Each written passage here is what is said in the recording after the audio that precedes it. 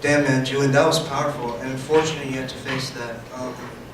You really deconstructed that poem, so props. You know, this reminds me of that one time that this kid, he sent me some hate mail, which went something like, "Go fly away under magic carpet," or something like that. And I found it amusing, first of all, because Aladdin isn't even from India.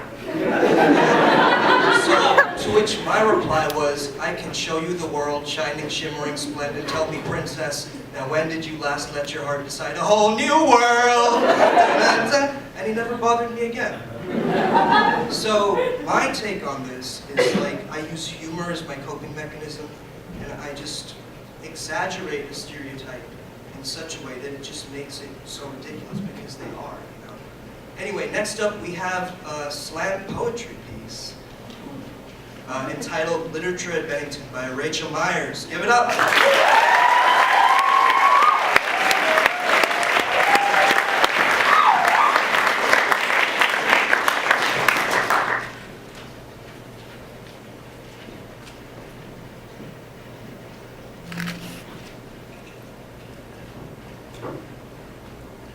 Okay. Let me lay down some words for the birds and share with you some of my frustration with educational microaggression. While some of these observations may come off as obsession, if we've had this conversation before, you'll understand it's my passion. Because when we're obsessed, we're repressed, we express. You see, there's been a whole lot riding on who I am at Bennington, who I was born to be, who I want to be, what that means to you, and what that means to me. See, I don't just feel underrepresented in my college or my society. I feel underrepresented in my whole bootylicious body. I mean, it's just under my skin. It's like I can't fit all of me in. And you know what I'm talking about. You know about this fight from the inside out. We're all young people, and sometimes we all feel a little invisible, and most of us don't know what to do about our few pennies or being in our early 20s. We're here at Bennington together, the fricking essence of cool. Guys, this is not your average white liberal arts school. It's a beautiful collection of people tethered together by this cold-ass weather, by living our plans and planning our lives, unbuckling our existence, and calling it to infinity, to Generation X, Y, and Z. But please don't pretend we're a world away from 1963, the year my father was born and broke into the words of Governor Wallace, screaming, "Segregation forever," before we lost Medgar Evers. And I know the world is better, but why settle for less than outstanding when beauty has bloomed from pain and we're not even looking?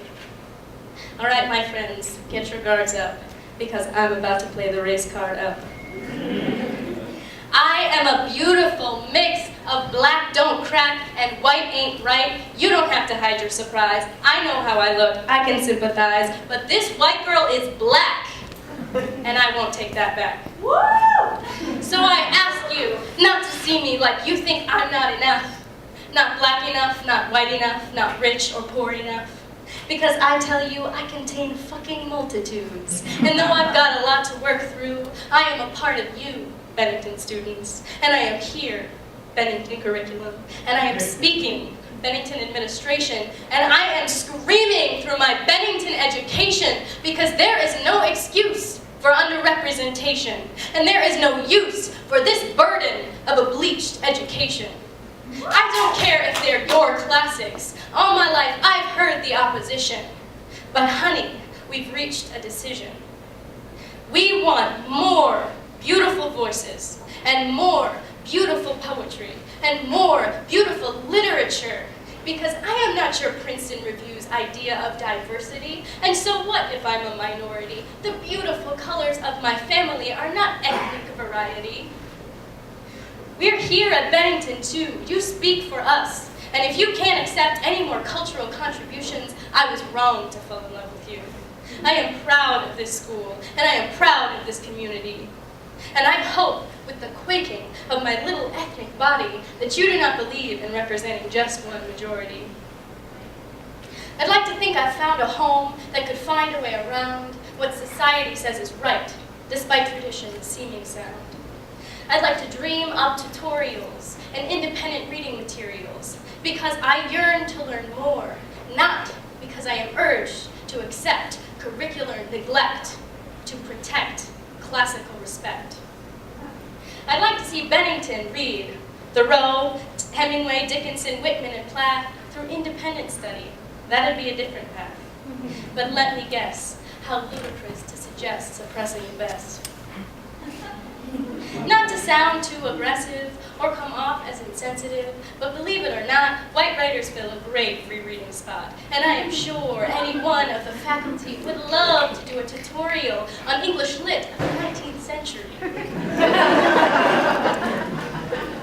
I'd like to see my school full of people, role models from all walks of life, who know our strife, who stand for beauty and success despite being blessed with a browner heart in their chest. It's not affirmative action. It's the obvious reaction to the fact that education no longer belongs to the throngs of white oppression. But you don't have to be black to love Baldwin or brown to love Rushdie, so no matter the color of our faculty, let's take a break from the genre of white and read Richard Wright, Isabel Allende, and Chinua Achebe. Let's read in class together and talk about Junot Diaz and talk about Jane Cortez, Sor Juana Inés de la Cruz, and Langston goddamn Hughes. Juba Lahiri, Toni Morrison, Gwendolyn Brooks, August Wilson, Maya Angelou, I'm just spitting out a few. These are founders of our world. They are not some ethnic icons. Their relevancy is as boundless as any Shakespeare you might call on.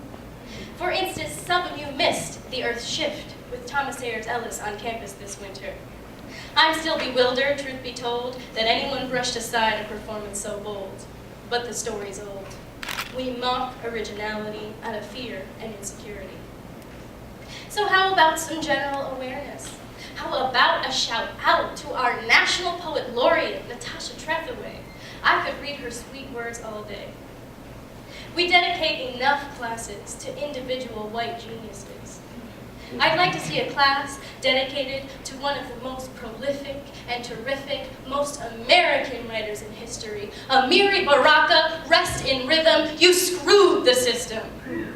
See, there is no authority on our daily dose of minority.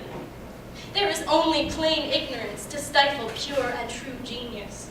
There is only fear to oppress a little difference. This is only a white education until we demand a revolution. I'm asking you to redefine the classics, not for diversification, but for beauty and brilliance and for goddamn innovation. Let's stop thinking about race as that which can't be named. Bennington, I love you. Y'all can't be tamed.